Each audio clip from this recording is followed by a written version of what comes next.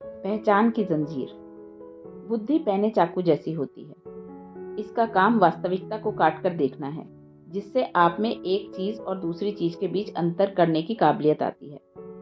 अगर चाकू को बिना कठिनाई के चलाना है, तो यह महत्वपूर्ण है कि वह जिसे काटे उससे चिपका न रहे।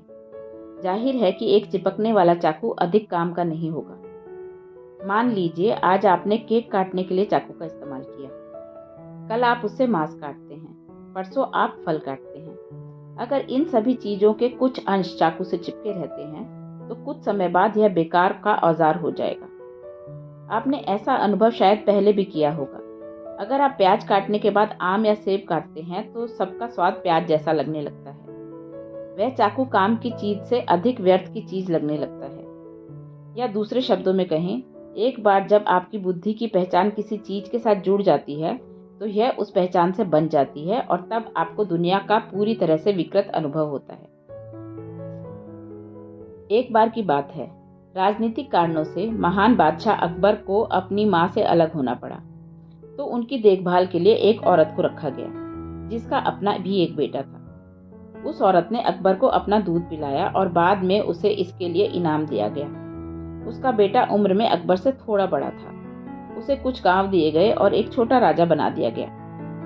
कई सालों बाद अकबर मशहूर बादशाह बन गए, लेकिन उस लड़के के पास अपना राज्य चलाने की बुद्धि और क्षमता नहीं थी, और जो कुछ भी संपत्ति उसको दी गई थी उसने सब लुटा दी। वह बहुत गरीब हो गया। जब वह 32 साल का हुआ, तो उसके मन में एक शानदार विचार आया। उसने सोचा, चूंकि बादशाह ने और मैंने एक ही माँ का दूध पिया है, तो हम दोनों एक तरह से भाई भाई हुए, और चूंकि मैं पहले पैदा हुआ था, तो मैं बड़ा भाई हूँ। अपने मन में इस विचार को अच्छे से बैठा कर वह अकबर के पास गया और उन्हें वही कहानी सुनाई। देखो, हम दोनों भाई हैं और मैं तुमसे बड़ा हूँ, लेकिन मेरी हालत देखो, मैं गरीब हूँ और तुम बादशाह हो। तुम मुझे इस हाल में कैसे छोड़ सकते हो? अकबर बहुत भावुक हो गए। उन्होंने उसका स्वागत किया, महल में रखा और एक राजा जैसा सम्मान दिया। लेकिन उस आदमी को महल और दरबार के तौर तरीके मालूम नहीं थे और उसने कई बेवकूफ़ी भरी हरकतें की। फिर भी अकबर कहते रहे, वह मेरा बड़ा भाई है, हम दोनों ने एक ही माँ का दूध पिया है। उन्होंने हर किसी से उसका अपने बड़े भाई की तरह परिचय कराया। कुछ दिनों तक यह सब चलता रहा। फिर उस आदमी को किसी काम से अपने गांव जाने की जरूरत हुई। अकबर ने कहा, मेरे भाई जो गांव तुम्हें दिए गए थे, उन्हें तुमने खो दिया। अब मैं तुम्हें 5 नए गांव दूंगा जिन पर तुम शासन कर सकते हो। वह तुम्हारा अपना एक छोटा राज्य होगा। तब उस आदमी ने कहा, लेकिन मैं देख रहा हूं कि तुम इतने सफल इसीलिए हुए हो क्योंकि तुम्हारे आसपास तमाम बुद्धिमान लोग हैं। मेरे पास सलाह देने के लिए कोई भी नहीं है, इसीलिए मैंने सब कुछ खो दिया है। अगर मेरे पास भी अच्छे सलाहकार और मंत्री होते, तो मैं भी तुम्हारी तरह बड़ा साम्राज्य बना लेता।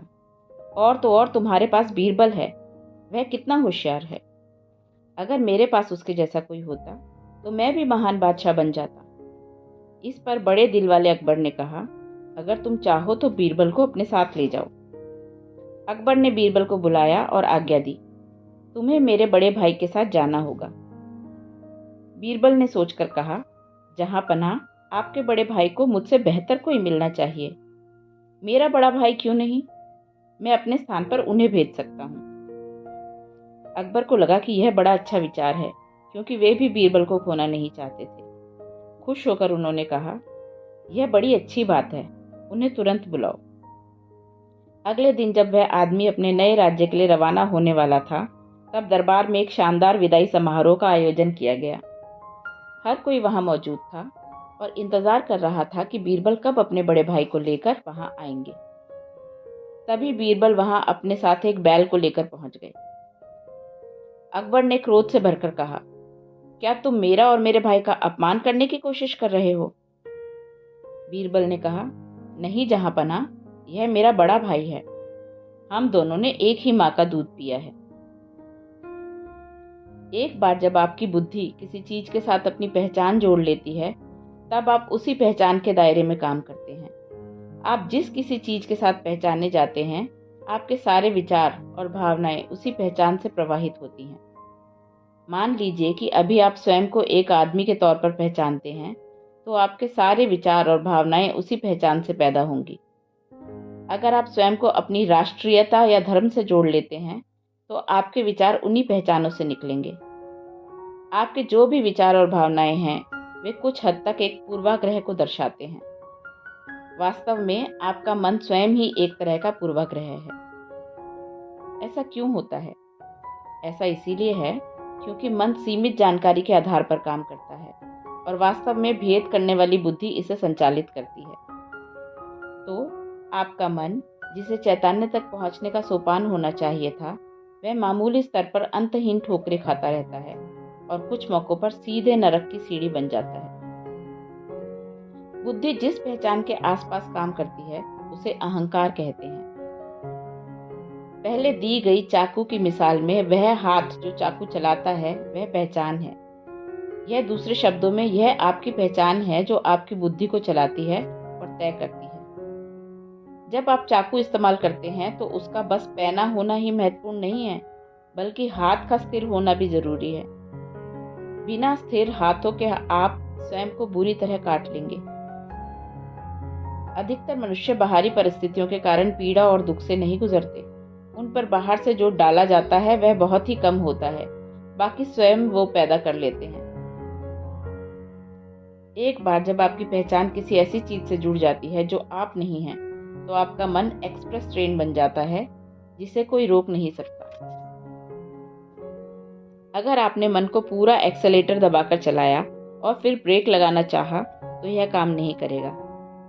लेकिन अगर आप स्वयं को हर उस चीज से अलग कर लेते हैं जो आप नहीं हैं, जो आपकी पहचान थी, उसको अगर आप हटा लेते हैं तो आप देखेंगे कि दिमाग बस कोरा और खाली हो जाता है। जब आप इसे इस्तेमाल करना चाहें आप कर सकते हैं, बाकी समय वह बस खाली रहेगा, सभी मनोवैज्ञानिक हलचलों से मुक्त। इसे ऐसे ही होना चाहिए, लेकिन अभी आप तमाम पहचानों से जुड़े हुए हैं और साथ ही अपने आप मन को रोकना चाहते हैं। यह बिल्कुल कारगर नहीं होगा। इससे फर्क नहीं पड़ता कि आप स्वयं को क्या समझते हैं। जब मृत्यु आती है तो हर पहचान मिट जाती है। अगर मनुष्य इसे स्वयं मिटाना सीख लेता है तो जीवन आनंदमय हो जाएगा। अगर आप अपनी बुद्धि को किसी भी पहचान से नहीं उलझाते, जैसे शरीर, लिंग, परिवार, योग्यता, समाज, वंश, जाति, धर्म, समुदाय, राष्ट्र, यहाँ तक कि प्रजाति भी, तो आप स्वाभाविक रूप से अपनी परम प्रकृति की तरफ अग्रसर होंगे। अगर आप ऐसा नहीं करते तो मृत्यु वैसे भी इस सब को ध्वस्त कर देगी। आपको इस बारे में संदेह करने की आवश्यकता नहीं है। अगर आप अपनी बुद्धिमत्ता का इस्तेमाल करते हैं और अपनी परम प्रकृति तक पहुंचने की कोशिश करते हैं तो उसे ज्ञान योग कहते हैं। ज्ञान योगी अपनी पहचान को किसी भी चीज से जोड़ने का खतरा मोल नहीं लेते। अगर वे ऐसा करते हैं तो यह इस मार्ग पर उनकी यात्रा का अंत होगा। लेकिन दुर्भाग्य से कम भारत में ज्ञान योग के साथ कुछ ऐसा हुआ है कि इसकी पैरवी करने वाले लोग तमाम चीजों में विश्वास करते हैं। मैं सार्वभौम आत्मा हूँ, मैं परम हूँ, मैं परमात्मा हूँ वगैरह। वे सब कुछ जानते हैं, ब्रह्मांड की व्यवस्था से लेकर आत्मा का आकार और लंबाई चौड़ाई तक। उन्होंने ये सारी बातें किताबों में पढ़ी है। यह ज्ञान योग नहीं है। किसी चीज के बारे में आपकी जानकारी जो आपके लिए जीता जागता अनुभव नहीं है, वह बस विशुद्ध कचरा है और उसके कोई मायने नहीं है। हो सकता है कि वह बहुत पवित्र कचरा हो, लेकिन वह आपको मुक्त नहीं करता, वह आपको सिर्फ उलझाता है। एक दिन की बात है, एक बैल मैदान में चर रहा था। चरते चरते वह घने जंगल में चला गया। कई हफ्तों तक ताजी हरी घास खाकर वह मोटा ताजा हो गया। एक दिन एक ऐसे बूढ़े शेर ने, जो बड़ी मुश्किल से शिकार कर पाता था, उस मोटे ताजे बैल को देखा। वह उस पर कूद पड़ा और मारकर खा गया। उसका पेट पूरी तरह भर गया। परम तृप्त होकर वह दहाड़ उठा। कुछ शिकारी वहां पास से गुजरे थे। उन्होंने दहाड़ सुनी, शेर को ढूंढ निकाला और उसे गोली मार दी। कहानी से शिक्षा: जब आप बकवास से लबालब भरे हुए हों तो आपको मुंह नहीं खोलना चाहिए। चंद लोगों के पास ही ज्ञान योग के मार्ग पर चलने के लिए जरूरी बुद्धि होती है। ज्यादातर लोगों को भारी मात्रा में तैयारी की आवश्यकता होती है। बुद्धि को छुरी जैसे पैनीस बनाने के लिए एक पूरी योग पद्धति है, ताकि उस पर कुछ भी न चिपके। इसमें बहुत वक्त लगता है, क्योंकि मन बड़ा मक्कार होता है। वह लाखों तरह के भ्रम पैदा कर सकता है। ज्ञान योग को एकमात्र मार्ग के रूप में अपनी आध्यात्मिक साधना का हिस्सा बनाना एक व्यवहारिक विकल्प है, लेकिन यह केवल गिने चुने लोगों के लिए ही है। साधना। बस 1 घंटे के लिए बिल्कुल अकेले बैठिए। न पढ़िए, न टीवी देखिए, न फोन पर बात कीजिए, किसी से कोई संवाद मत कीजिए, कुछ भी मत कीजिए। बस इस बात पर गौर कीजिए कि उस 1 घंटे के दौरान आपके मन में किस तरह के विचार हावी होते रहते हैं। भोजन, सेक्स, आपकी कार, आपका फर्नीचर, गहने या कुछ और। अगर आप यह पाते हैं कि आप बार बार लोगों या चीज़ों के बारे में सोचते हैं, तो आपकी पहचान असल में आपके शरीर से है। अगर आपके विचार इस बारे में हैं कि आप दुनिया में क्या करना चाहेंगे, तो आपकी पहचान वास्तव में आपके मन से है। दूसरी हर चीज़ इन 2 पहलुओं के जटिल मेल से जुड़ी है। यह आकलन नहीं है, यह बस इतना जानने का तरीका है कि आप जीवन के किस चरण में हैं, आप कितनी तेजी से विकास करना चाहते हैं, और यह आपके चुनावों पर निर्भर करता है।